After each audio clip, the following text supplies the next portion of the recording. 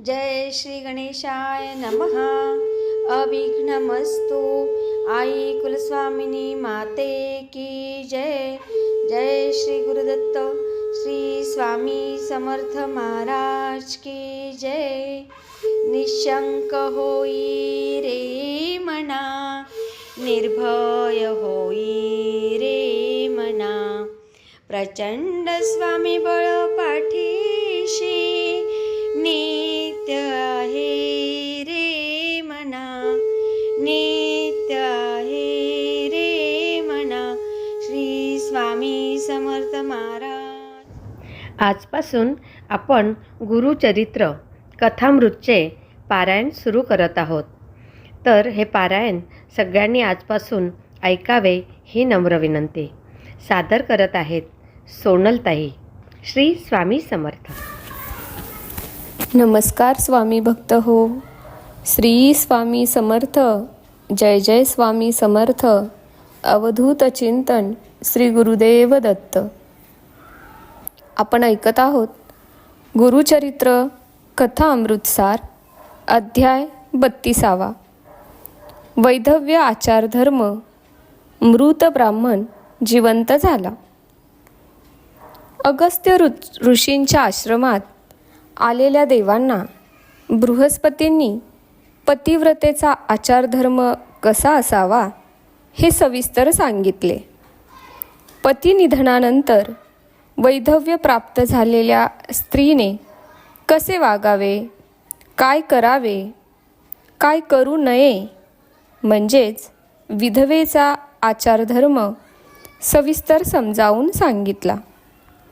बृहस्पती म्हणाले, पतिनिधनानंतर पतिव्रता स्त्रीने सती जावे हे खरे, परंतु स्त्री गर्भवती असेल किंवा तान्हे मूल असेल तर तिने सहगमन करू नये. त्या स्त्रीला स्तनपान करणारे लहान मूल असताना जर तिने सहगमन केले तर ते महापाप ठरते. पती घरापासून दूर बाहेरगावी निधन पावला असेल तर सहगमन करण्याची गरज नाही. वैधव्य आलेल्या स्त्रीने विधवेच्या आचारधर्माचे यथाविधी पालन केले तर तिला सहगमन केल्याचेच पुण्य मिळते. वैधव्य आलेल्या स्त्रीने केशवपन करावे, नित्य स्नान करावे, एकभुक्त राहावे, एक धान्याचे अन्न खावे. तिने 3 दिवसांनी, 5 दिवसांनी, 15 दिवसांनी किंवा महिन्यात एक तरी उपोषण करावे किंवा चांद्रायण व्रत करावे. वृद्धापकाळी एकभुक्त असावे किंवा फलाहार शाकाहार घ्यावा किंवा केवळ जीव जगवण्यासाठी तगविण्यासाठी दूध प्यावे. विधवेने पलंगावर झोपू नये, मंगलस्नान करू नये, अंगाला तेल लावू नये, सुगंधी द्रव्ये, फुले, विडा या गोष्टी वर्ज्य कराव्यात. पुत्र नसेल तर विधवेने पितरांच्यासाठी विधीपूर्वक तर्पण करावे. भगवान विष्णूंची नित्य पूजा करावी. गुरु असतील तर त्यांच्या संमतीने तीर्थयात्रा, उपवास, व्रते करावीत. आपण सुवासिनी असताना ज्या ज्या गोष्टी आवडत होत्या त्या त्या वस्तूंचे सत्पात्री ब्राह्मणाला दान द्यावे. विष्णूचे स्मरण करीत माघस्नान करावे. वैशाखात जलकुंभ दान द्यावे. कार्तिकात दीपदान करावे.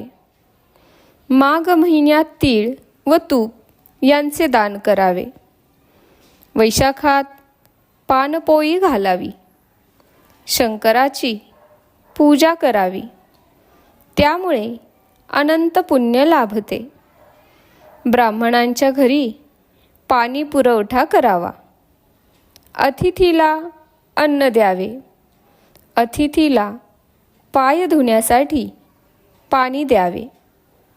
त्याला छत्र पादत्राणे द्यावीत. कार्तिकात सातूचे अन्न खावे. कास्यपात्रात भोजन करू नये. पत्रावळीवर जेवावे. कार्तिक महिन्यात वांगी, उडीद, मसूर, मीठ, तेल, मध व द्विदल धान्ये वर्ज्य करावीत. कार्तिकात घेतलेल्या व्रताचे उद्यापन करावे व ज्या ज्या गोष्टी वर्ज्य केल्या असतील त्यांचे ब्राह्मणाला दान द्यावे.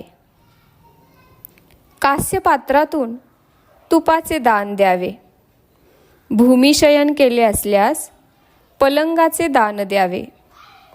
माघ महिन्यात ब्राह्मणाला तिळाचे लाडू द्यावेत. थंडीपासून निवारण होण्यासाठी सरपण, वस्त्रे, घोंगडे याचे दान करावे.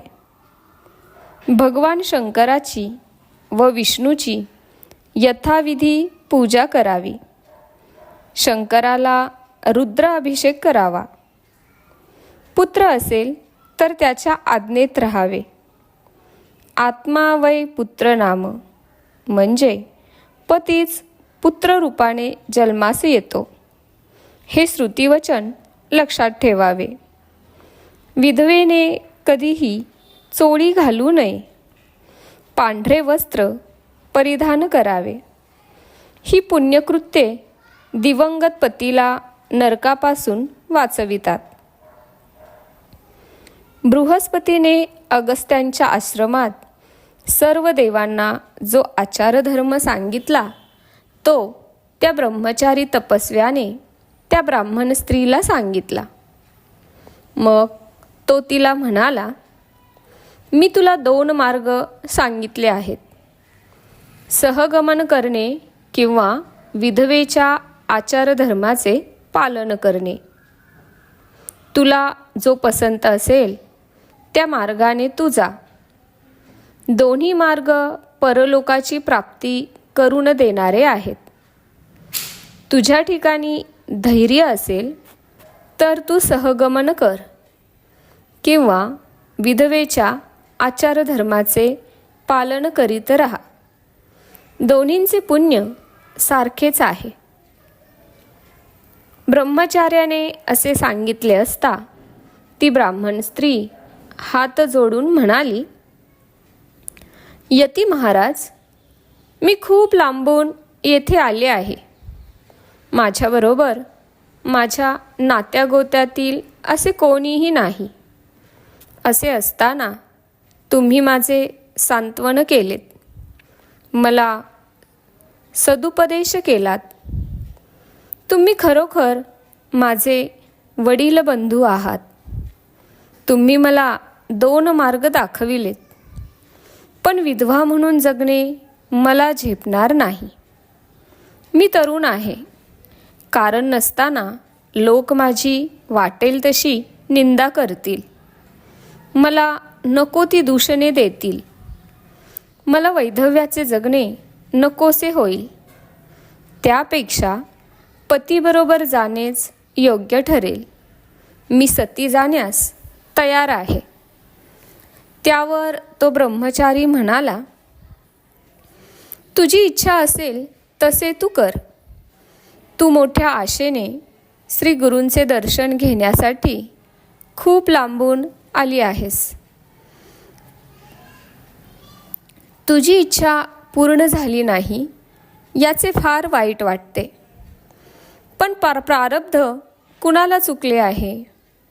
जे विधी लिखित आहे ते टळत नाही. तुला सहगमन करण्याची इच्छा आहे ते ठीक आहे. पण तत्पूर्वी एक काम कर.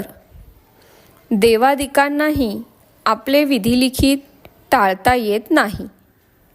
पण गुरुकृपेने ते विधिलिखित बदलू शकते.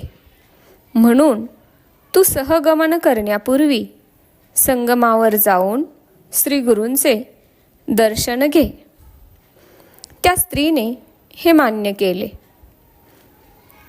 त्या ब्रह्मचार्याने तिच्या कपाळी भस्म लावले, तिला 4 रुद्राक्ष दिले व सांगितले, 2 रुद्राक्ष पतीच्या गळ्यात बांध, 1 रुद्राक्ष त्याच्या दोन्ही कानांना बांध.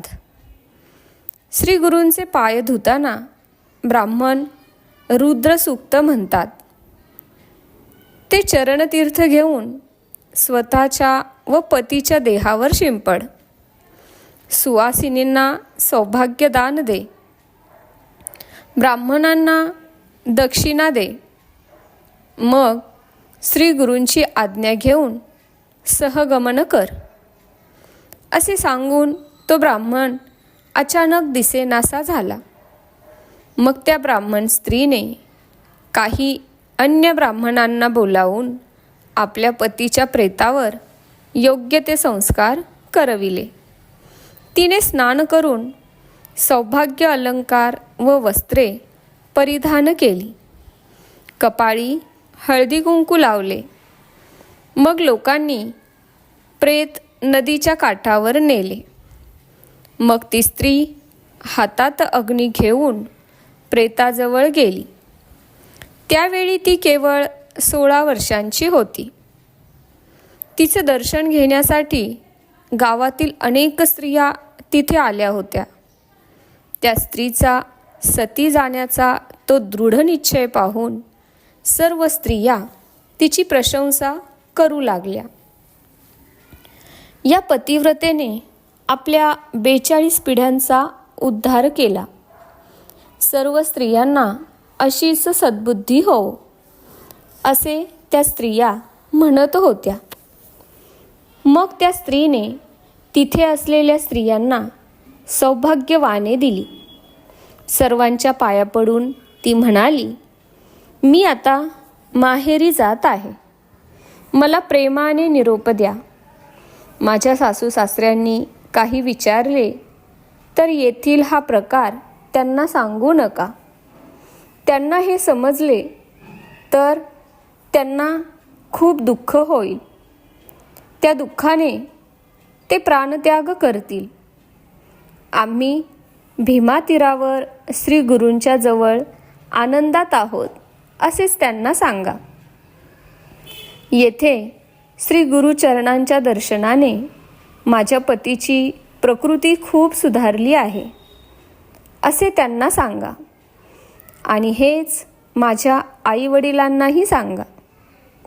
मग तिने आपल्या पतीच्या कानावर व गळ्यात 2 रुद्राक्ष बांधले. श्री गुरूंचे अखेरचे दर्शन घेण्यासाठी ती संगमावर गेली. तेथे अश्वत्थ वृक्षाखाली श्री गुरु बसले होते. तिने त्यांच्याजवळ जाऊन त्यांना साष्टांग नमस्कार केला. तेव्हा श्री गुरूंनी तिला आशीर्वाद दिला. अखंड सौभाग्यवती भव, अष्टपुत्र सौभाग्यवती भव. श्री गुरूंनी दिलेला हा आशीर्वाद लोकांना मोठा चमत्कारिक वाटला. ते हसून म्हणाले, स्वामी, तुम्ही हा कसला आशीर्वाद दिलात? अहो, या स्त्रीचा पती मरण पावला आहे. आता ही स्त्री सती जाण्यास निघाली आहे.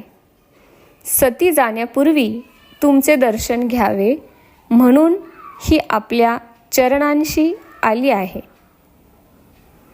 त्या लोकांनी असे सांगितले असता श्री गुरु म्हणाले, हे कसे शक्य आहे? मी दिलेला आशीर्वाद कदापि खोटा ठरणार नाही. यात कसलीही शंका बाळगू नका. ते प्रेत येथे आणा. आश्चर्यचकित झालेल्या लोकांनी धावत जाऊन प्रेत आणले. ते श्री गुरूंच्या समोर ठेवले. श्री गुरु म्हणाले, ते प्रेत सोडा. त्याचे कपडेही काढून टाका. लोकांनी तसे केले असता श्री गुरूंनी अभिमंत्रित केलेले तीर्थ शिंपडले. श्री गुरूंनी त्या प्रेताकडे अमृतदृष्टीने पाहताच तो मृत ब्राह्मण झोपेतून जागा झाल्याप्रमाणे उठून बसला. त्याने इकडे तिकडे पाहिले. आपण नग्न आहोत. आपल्या भोवती अनेक लोक जमले आहेत व आपली पत्नी आपल्याकडे अवाक होऊन पाहत आहे. हे सगळे आपण काय पाहतो आहो हे त्याला समजेना. त्याने झटकन अंगावर वस्त्र घेतले व पत्नीला विचारले, हा सगळा काय प्रकार आहे? मी कोठे आलो आहे आणि हे सगळे लोक इथे कशासाठी जमले आहेत? तो ब्राह्मण असे विचारू लागला तेव्हा त्याच्या पत्नीने पहिल्यापासून घडलेली सारी हकीकत त्याला सांगितली.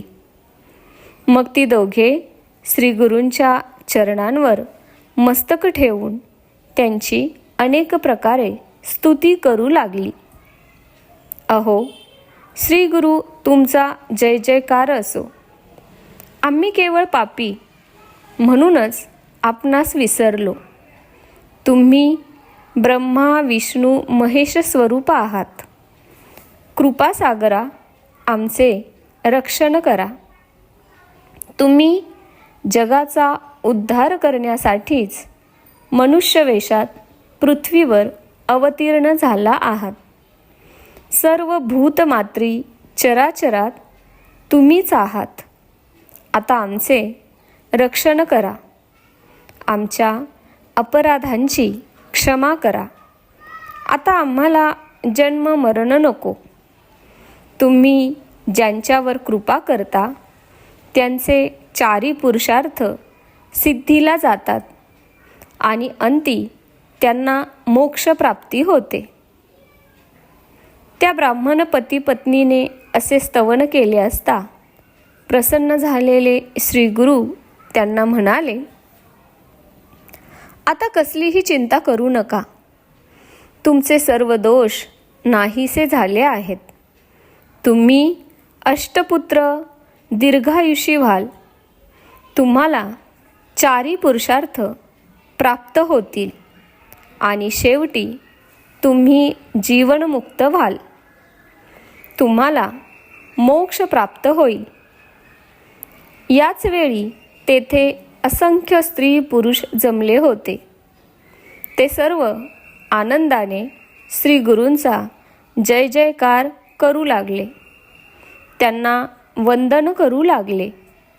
त्यावेळी तेथे असलेला हीनबुद्धीचा एक ब्राह्मण श्री गुरूंना म्हणाला, सर्व वेदशास्त्रे पुराणे सांगतात की विधिलिखित कधीही टाळता येत नाही.